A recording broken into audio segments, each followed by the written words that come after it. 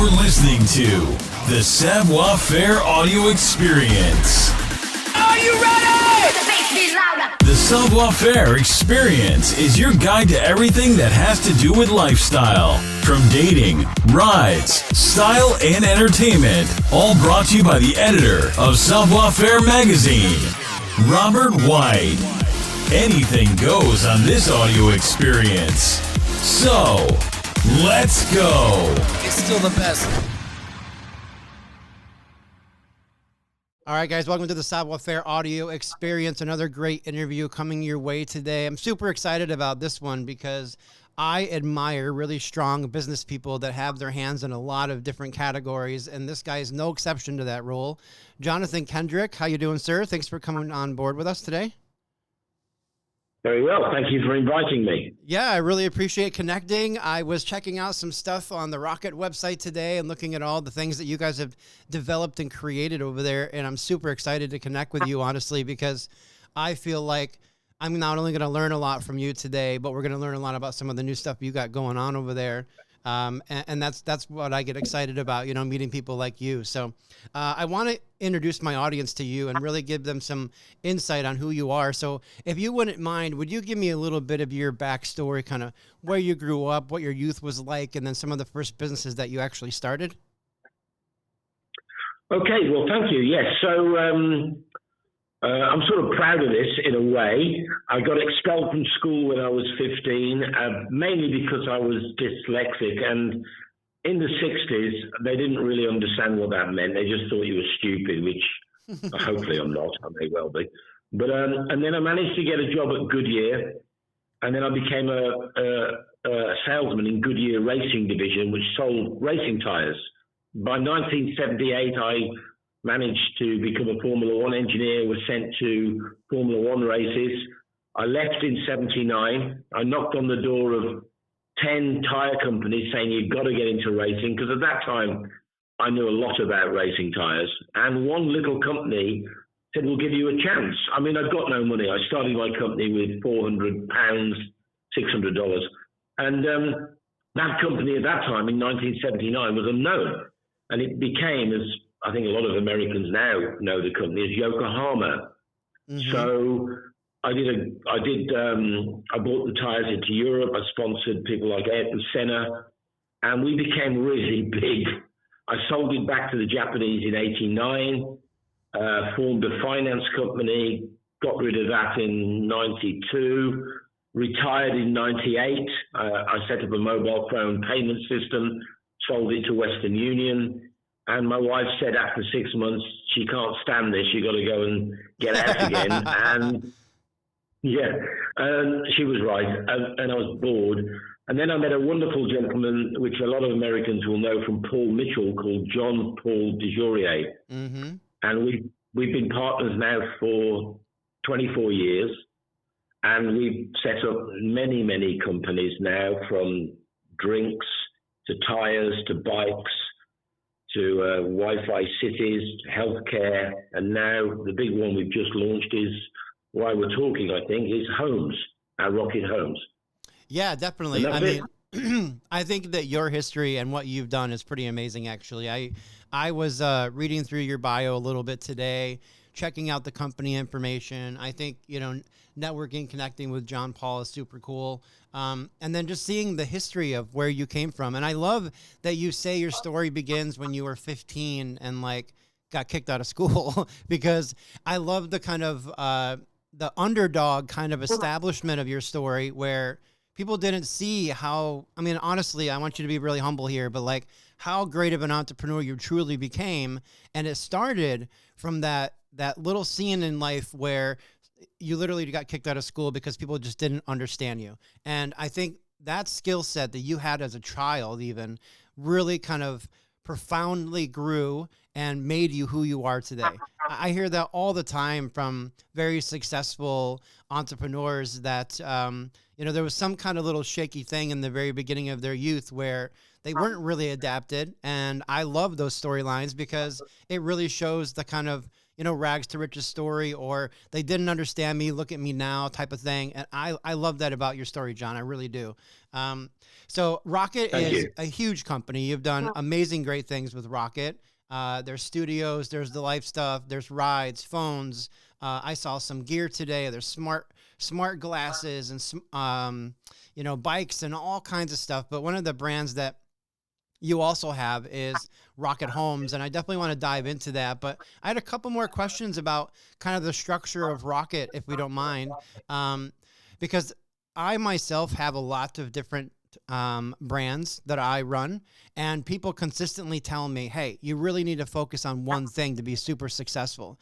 And I think, and I'm sure you've heard that line before, which is probably why you're laughing. And so I have to assume that, a guy like you really kind of takes that line and says, well, do you have to? Because you're doing so much. So how do you manage the structure of this company and have your voice in each piece of every division or brand that you have? So let me answer the first question first. I've heard that, and that's normally a banker giving you that piece of advice that you're borrowing money from. And he wants you to focus on one thing because that's where his risk is. I personally, and it's a personal thing, have never took any notice of that. And there's a reason for that. Is the secret of success is failure, as I'm sure you're aware. Winston Churchill said, the secret of success is going from failure to failure without any lack of enthusiasm. And I failed a lot of times, and so has John Paul DeJourier. And particularly in my country, it's considered a very bad thing to fail. The great thing I love about America is it isn't.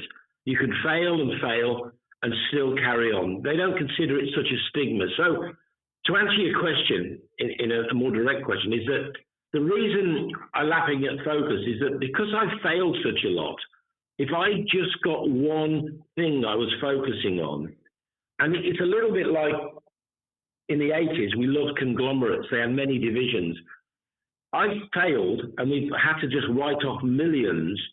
But if that was the only thing I was doing, I'd be dead in the water. Because I've got 10, 12, actually 20 other companies, one fails, it means I don't actually have to stop and start from scratch because I've got 19 others that I can do. So focus is important, I've got to be honest. But how I do that, I have a CEO that runs every division. So I don't have to,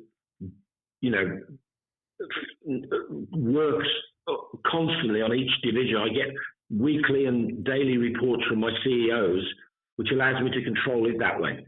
I hope that answers your question.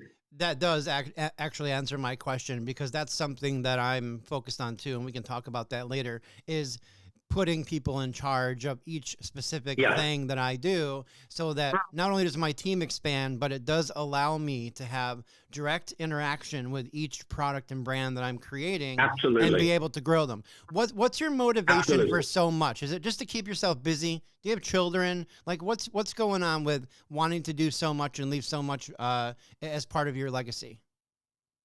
So it's nothing to do with money, believe it or not. It's actually to do with success. And then if you chase money, I've always found it never works for me. But if you chase success and be the best you can be in each area you are, money sort of happens to come along to some degree. But I asked JP that question because he's in his 80s now, and he works as hard now as I've ever seen him. And I said, John Paul, what the heck are you doing? You should just back off a little bit. And he said, well, you can talk. But he said the reason he can't, and I realized it was with me as well, is the drive.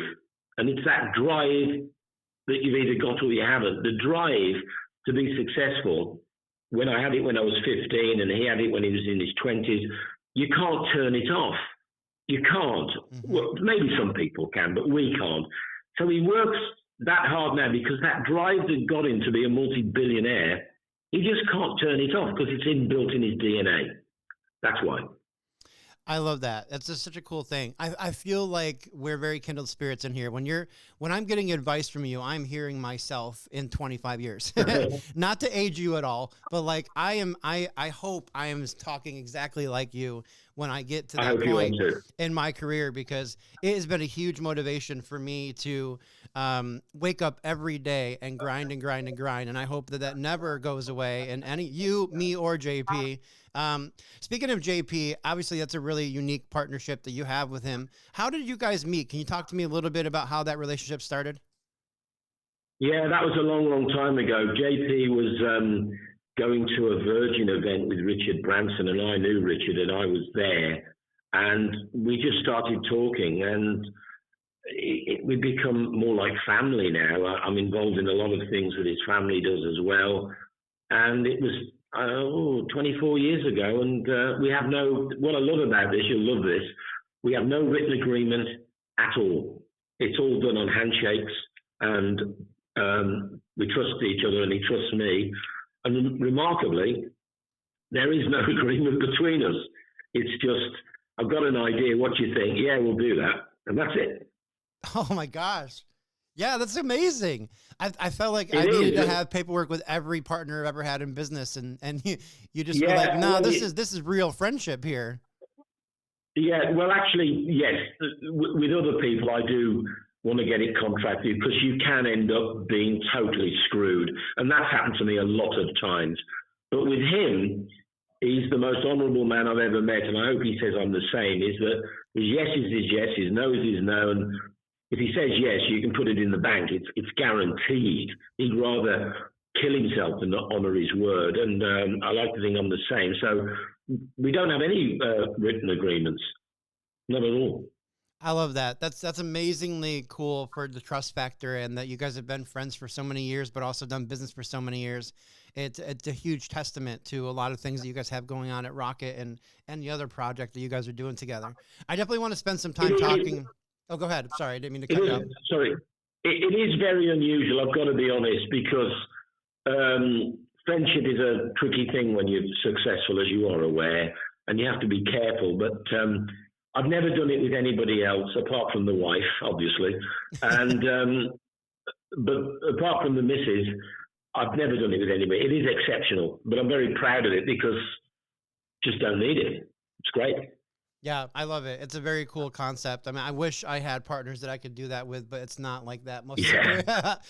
Honestly, it's like I completely understand the dirty side of business too. And I'm like, listen, I'm sure we're going to be great friends for the next 5 years and do good stuff, but you just never know what's going to come down the pipeline. And Correct. You're in a very unique Correct. situation with JP, and that's really cool. Well, I definitely want to talk about ROKiT Homes, because that's one of the reasons why we wanted to connect today.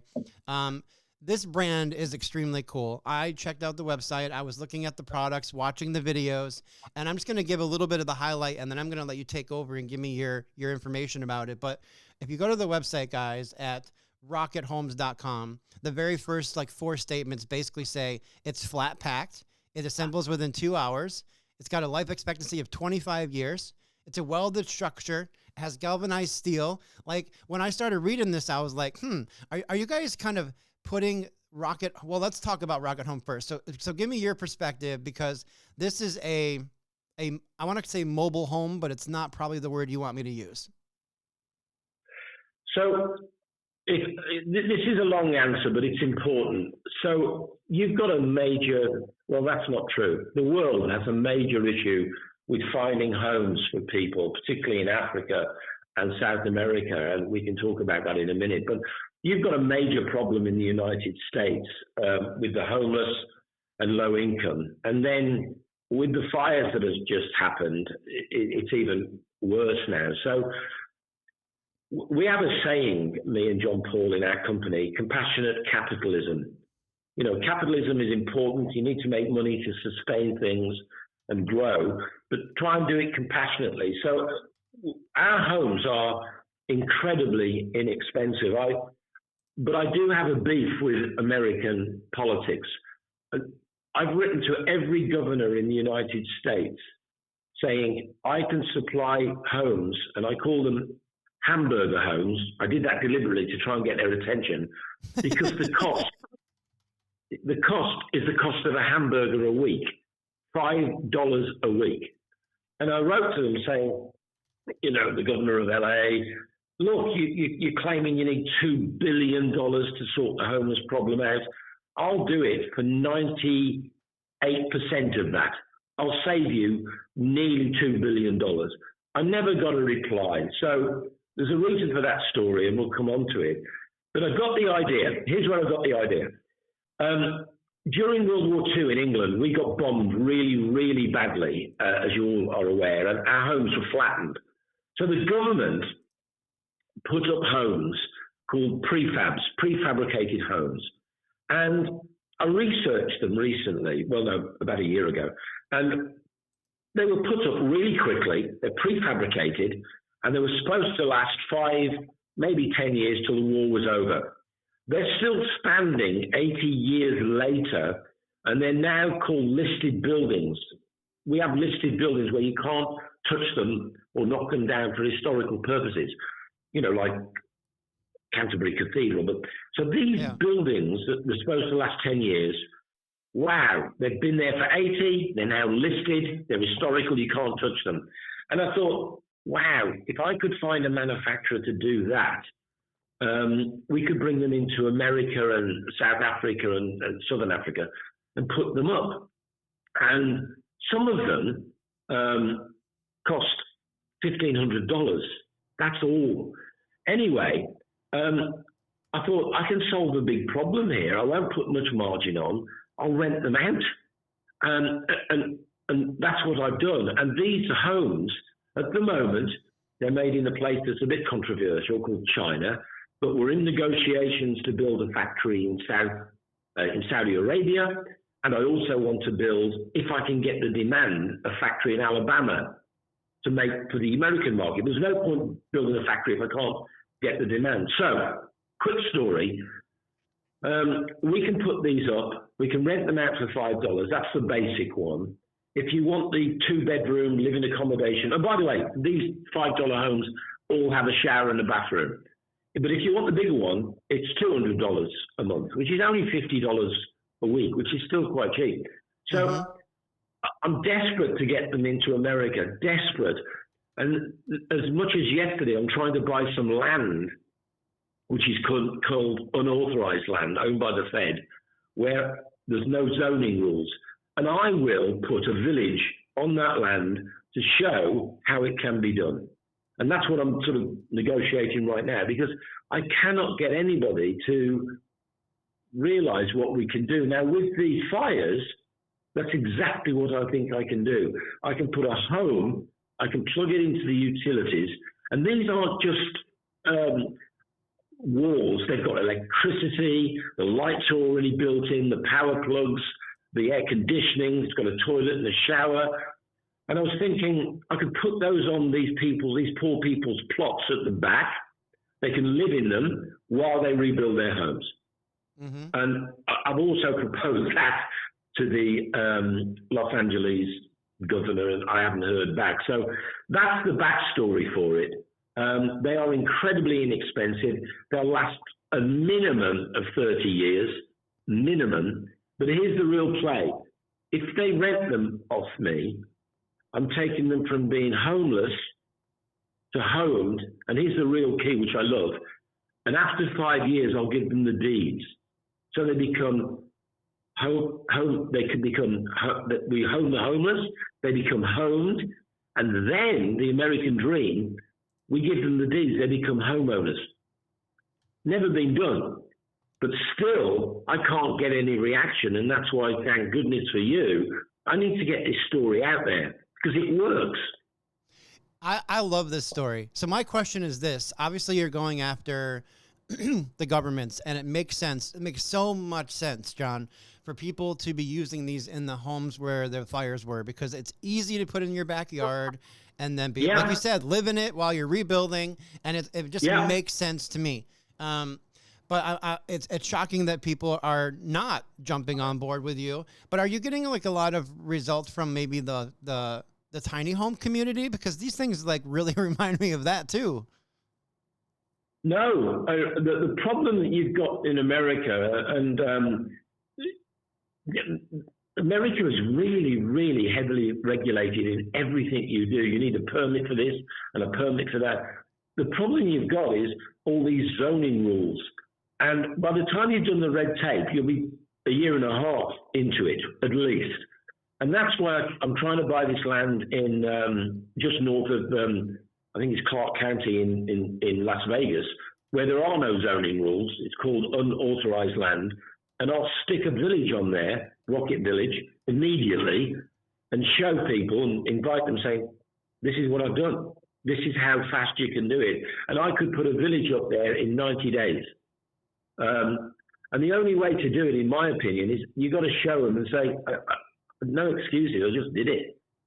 No excuses, I just did it. And that, I think, might be the way to galvanize the American people and these governments and counties to say, well, he did it in Las Vegas. Yeah, that's the idea anyway. Yeah, that makes sense. So once you get the land finalized, then all you have to do is kind of get it structured for what electric, gas, water, and then you can move the houses in. Yeah. And the land that we're buying, it's very, it's close to roads, bus routes, so these people can get a job, go to work, and they all want to work. It's just they need a base. So that's what I'm trying to do. Ultimately, I've tried everything else and failed, so I'm trying it that way. Are these regulated for like literally any climate? I mean, when you say 25 years, they last for 25 years. If I had one in New York and it dealt with New York winter all the time, would I still be okay? Yeah. What's the insulation like? The insulation is fantastic, and it's not just an inch thick. It's 5 inches thick. It's heat and cold, perfect. I mean, we're selling these now we've just done a deal with El Salvador, who've got a housing problem. It's hot down there. As you know, in Vegas, in the desert, it's very hot. And it comes with an air conditioning unit. Yeah, they're perfect for that. Perfect for Africa. They're hurricane proof, so much as they're bolted down. Yeah, they're an ideal situation. Are they the best looking houses in the world? No, but they're not meant to be. They're meant to sort of withstand all the elements and, for crying out loud, they're not 50 grand, they're not 40 grand, they're not even 10 grand. So you buy what you get, but it does work. Yeah, no, I love these. I love these for potentially permanent, but obviously temporary housing for emergency situations. I know of just talking with you now, I've got a lot of things triggering in my head of people that should probably see your brand. And then obviously I saw like the office layout that you have on the website, which is cool because I'm a person that works from home. And if I had one in my backyard, I could set up my private office back there and put a little stone walkway to the backyard and have a private little workspace that's separate from my house. And there's so many multi-purpose units that are ways to use this besides just living in it. It makes a lot of sense. I saw the men's washroom or the bathroom kind of set up on the website. So obviously, like, concert venues and places like that, they want permanent structure where you can control the heat or the cold air in that building. I mean, there's so many kind of applicable things for these, but the housing market really is one of those things that I hope you guys can break into because it's crazy in America and we need this stuff. Well, it's funny enough, one way around it, because I always think outside the box, is Native American land, which is not controlled, as you are aware, by the Fed. We've supplied homes to Native American Indians because they get around the zoning, and we've put a couple up already on Native American land reservations just to show them how it works. And we're in negotiations now with, I think, 200 tribes to help them because they've got a homeless problem as well. So, but the great news about that is there's no regulations. They'll just do it. John Paul has done this, but with traditional homes in Austin called Loaves and Fishes. He's built traditional homes, proper homes, like 100 grand a piece, but he's put the homeless in there.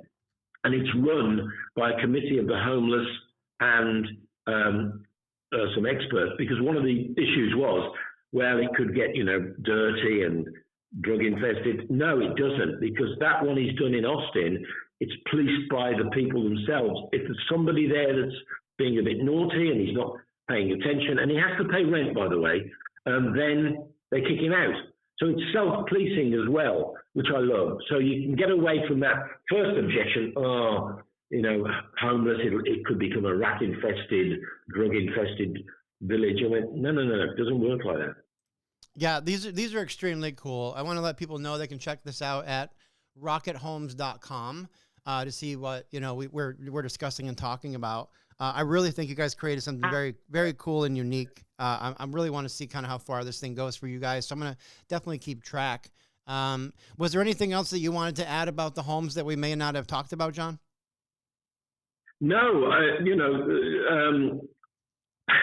love the hamburger homes at $5 a week. Okay, it's a very basic home. It still has, a toilet and a shower in it. Needs plugging in, of course, but it's a problem. I don't know how else to solve it. I mean, if I can rent them out for $5 a week, I mean, come on, that's really, anybody can afford $5 a week virtually. So yeah, I'm just trying to get it done. So it's just trying to get past all the red tape of these cities and places that, because they all have these regulations. I even went down this rabbit hole recently, which is kind of interesting. And I'm okay with talking about it on here, but I was going to buy some land in my own hometown. I have a friend who bought some land and he built a bunch of cabins and now he rents them out on Airbnb and he makes a good living. And I was like, I could probably do that. And so I looked for land and I found some good spots. And then I went and talked to those city ordinance people and the code enforcement people. And over and over and over, I was told, oh, you need to have a structure so many feet from the borderline and all these different rules. And when I started doing all the measurements, I'm like, I can't do anything that I want to do here because I can't get these things fit in with all these regulation. But like, exactly. It makes sense that you're going to the right people, but they just need to like, listen, for this moment, this emergency in LA for sure, regulations don't matter. Let people put these on their property. Let them live in something while they're rebuilding. It makes a whole lot of sense, really. And they need sense of community in that world over there right now because they need to have their neighbors next door. They need to be working together. Other people are coming in to help. So even when I looked at the ROKiT Home system for like the multi-unit housing structure, I mean, how cool is that for the people that are really helping with the rebuild of that project that maybe don't live in the community? There's a lot of multi-purpose reasons for this to be in place, which I respect, but I also think you need to spread the word as far as possible. So I'm glad we were able to talk about it. I think one final point. I actually think it's, I lived in the Palisades. We got evacuated.